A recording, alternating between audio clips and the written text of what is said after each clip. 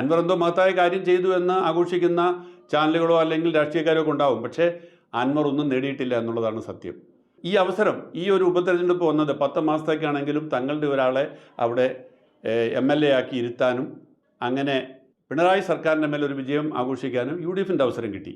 പക്ഷേ ഇത് ഉന്നയിക്കുന്ന ചില ചോദ്യങ്ങളുണ്ട്.